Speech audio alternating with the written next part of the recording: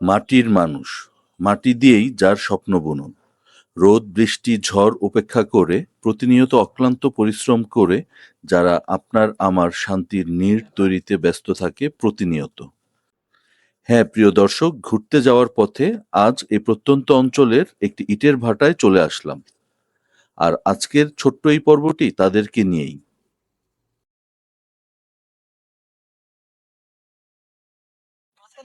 প্রিয় দর্শক, আসলে আপনাদের সামনে তো বিভিন্ন দর্শনীয় স্থানে ভ্রমণ করতে বিভিন্ন জায়গায় যাই, বিভিন্ন পরিবেশ পরিস্থিতি আপনাদের সামনে তুলে ধরার চেষ্টা করি। তো আজকে একটি বিশেষ প্রয়োজনে আসা হয়েছিল।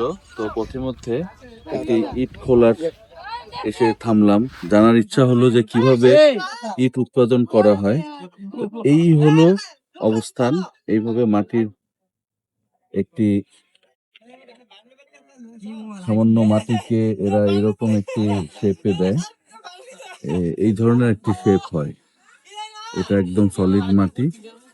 এটা এই যে এইভাবে স্লাইড করে এই যে এখানে আপনারা দেখতে পাচ্ছেন কর্মযজ্ঞ প্রত্যেকে ওই ইট ভাটার মধ্যে ইটগুলো স্তরে স্তরে সাজানো থাকে। আমরা একটু পরে ভিতরে গিয়ে দেখাবো কিভাবে ইটগুলো স্তরে স্তরে স্তরে সাজানো থাকে। তো এটা আসলে অনেকেরই হয়তো অজানা। তো চেষ্টা করলাম সবাইকে একটু দেখানোর কিভাবে ইট ভাটায় ইট পোড়ানো হয়, একটি মাটিকে কিভাবে একটি শৈল্পিক রূপ দেয়, যেখানে আমাদের আবাসস্থল, আমাদের বসবাসের জন্য এই মানুষগুলা।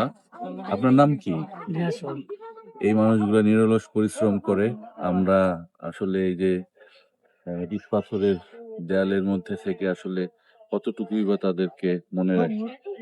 এইভাবে তাদের নিরলস অক্লান্ত পরিশ্রমের ফসল হিসাবে এরকম একটি যে দেখতে পাচ্ছেন। ও, এই গ্যাপে গ্যাপে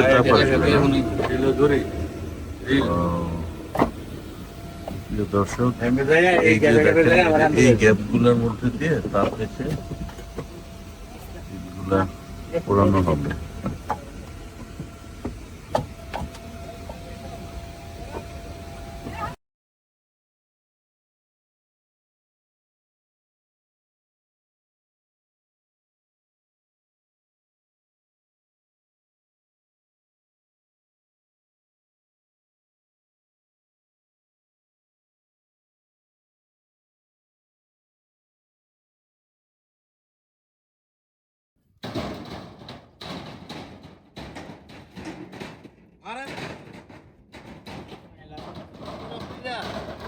একদম